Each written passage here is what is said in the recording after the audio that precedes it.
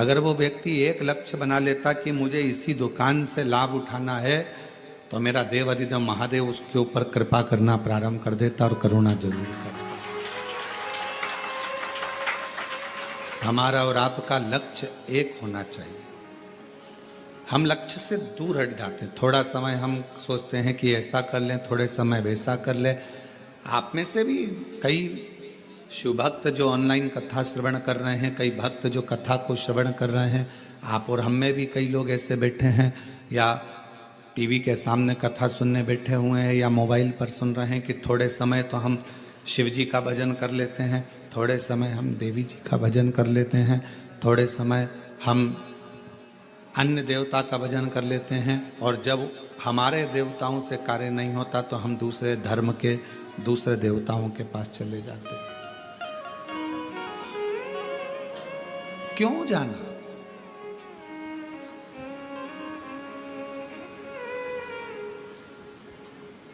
अभी एक न्यूज़ आ रही थी, उस न्यूज़ में बताया कि किसी ने एआई से, जो एआई का ज़माना चल रहा है, उस एआई से किसी ने पूछा कि मान लो आप अगर मनुष्य होते, इंसान होते, तो आप कौन सा धर्म अपनाते? किस धर्म की ओर आप जाना पसंद करते? मान लो आप इंसान होते, एआई से पूछा किसी ने मैसेज डालकर कि आप अगर इंसान होते और मनुष्य होते, एआई से पूछा, तो आप कौन सा धर्म अपनाते? तो एआई ने उत्तर दिया कि मैं सनातन धर्म अपनाता, सनातन धर्म के सिवा कुछ नहीं। क्योंकि हमारा सनातन धर्म किसी को दुख देना नहीं सिखाता, किसी जीव की हत्या करना नहीं सिखाता, किसी को कष्ट देना नहीं सिखाता। एक सच्चा सनातनी अपने लक्ष्य को निश्चित रखता है, अपने लक्ष्य पर आगे बढ़ता है, अपने कार्य पर आगे बढ़ता है और कार्य पूर्ण करता है। भगवान कभी नहीं कहता कि तुम अपना घर छोड़ दो, परिवार छोड़ दो, कुटुंब छोड़ दो, नाते छोड़ दो, रिश्तेदार छोड़ दो, आप अपने अपने घर को छोड़कर कहीं चले जाओ। ये मेरी शिव महापुराण की कथा नहीं कहती। शिव महापुराण की कथा तो केवल एक बात कहती है कि अपने लक्ष्य पर चलना। जिस नौकरी को पाना चाहते हो उस नौकरी के पीछे पड़ जाओ। जब उस सर्विस के पीछे आप पड़ जाओगे तो आपको लगेगा कि मुझे कलेक्टर बनना है तो कलेक्टर की तैयारी, एसपी बनना है तो एसपी की तैयारी, मंत्री बनना है, विधायक बनना है। कल पार्षद जी आए थे, उनके परिवार के पिताजी 20 साल से तैयारी में लगे थे कि हमें टिकट मिले और हम चुनाव लड़ें। उनको नहीं मिला तो उनके बेटे ने मेहनत तो करी, लक्ष्य तो नहीं छोड़ा, और लक्ष्य नहीं छोड़ा तो आज पार्षद बनकर बैठ गए। आपका लक्ष्य क्यों छूट रहा है? सावन आया तो हम शंकर जी की आराधना में इतने डूबे, और जैसे ही सावन गया वैसे हम अपनी फिर वही कार्यशैली में, भगवान के मंदिर नहीं जाना, भजन नहीं करना, स्मरण नहीं करना, निंदा में, बुराई में, व्यसनों में फिर डूब गए।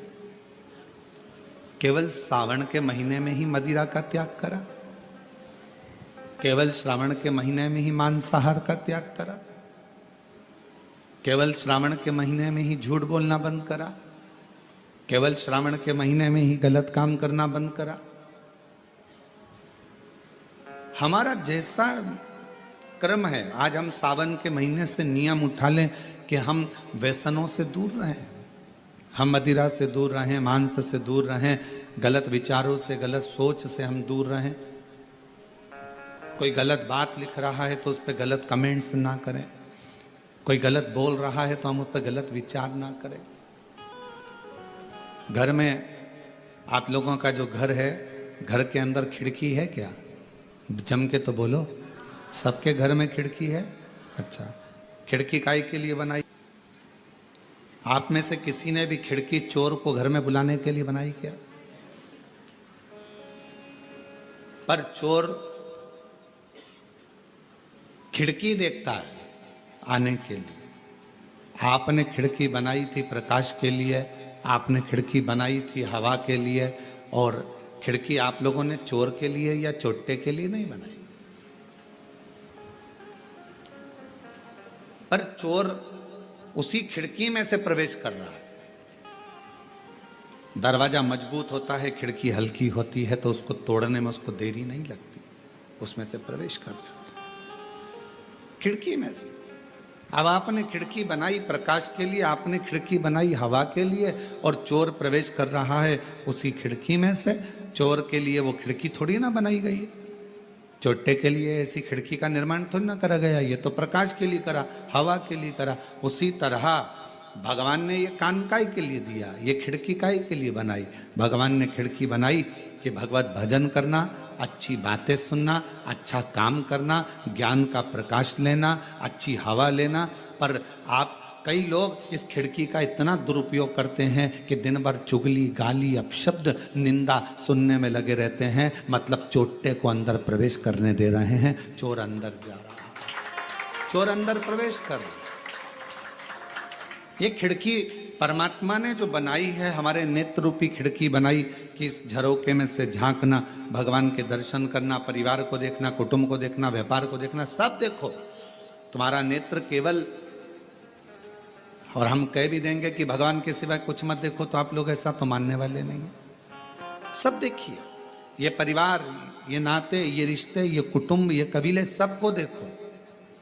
नेत्र दिए पर इससे गलत ना देखो, श्रवण दिया गलत ना सुनो, वाणी दी, जिह्वा दी, इसका सदुपयोग करो। कितना लोग हमको गलत गलत बोलता है, तो क्या हम व्यासपीठ से या अपने शब्दों में क्या गलत का प्रयोग करेंगे? नहीं, क्योंकि उनके बोलने में, उनकी परवरिश में और हमारे बोलने में और हमारे माता पिता के संस्कार में जमीन और आसमान का अंतर हो सकता है। जिस पिता ने चने का ठेला